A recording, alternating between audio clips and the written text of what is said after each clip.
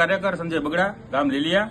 આજે લીલિયાની અંદર ગ્રામસભા યોજવામાં આવી હતી, પણ ગ્રામસભાની અંદર ટીડીઓ સાહેબ તથા કાર્યપાલક ઇજનેર સાહેબ નહોતા આવ્યા, માટે લીલિયા ગામની જનતાએ ગ્રામસભા મોકૂફ રાખવામાં આવી છે. આવનારી ગ્રામસભા ટૂંક સમયમાં યોજવામાં આવશે.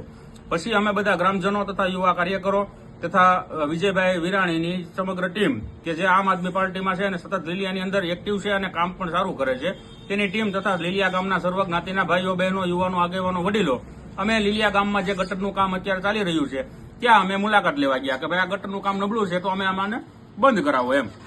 તો એની અમે મુલાકાત લીધી તો ત્યાં એ બંધ તો ન થયું, પણ પછી અમારા એક યુવા કાર્યકર છે, સામાજિક કાર્યકર કેતન ધામત, એ કેતન ધામતે જે આપણા ધારાસભ્ય છે મહેશભાઈ કસવાલા, તે એની ઓફિસે આવ્યા હતા ભાજપ કાર્યાલયની. તો ત્યાં તે વિડીયો ચાલુ રાખી અને અત્યારે તો જો સુપ્રીમ કોર્ટનું પણ જજમેન્ટ એવું છે કે તમે કોઈ પણ જગ્યાએ સરકારી સ્થળ હોય, જાહેર સેવક હોય, નોકર હોય, તેની પાસે તમે વિડીયો રેકોર્ડિંગ કરી શકો.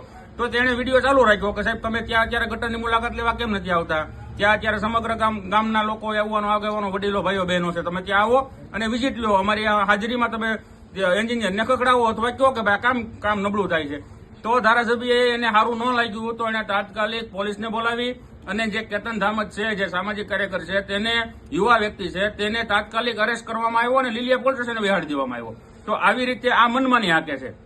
તો ધારાસભ્યશ્રીને આપણે રજૂઆત ન કરવી પડે અને ધારાસભ્યને અમે રજૂઆત કરી, વિજયભાઈ વિરાણીએ રજૂઆત કરી, અમે રજૂઆત કરી, તો ધારાસભ્યશ્રીએ એવું કહેવામાં આવ્યું કે ભાઈ હું મારા સમયે આવીશ, હું મારા સમયે મુલાકાત અધિકારીઓને લઈ લઈશ. તો સાહેબ તમે બંધ બાણે તમારા સમયે હું મુલાકાત લો, એ ગામને શું ખબર પડવાની છે? તમે મીઠા મોઢા કર્યા છે, તમે પેંડા ખાધા છે, તમે શું કર્યું છે, તમે શું નથી કર્યું?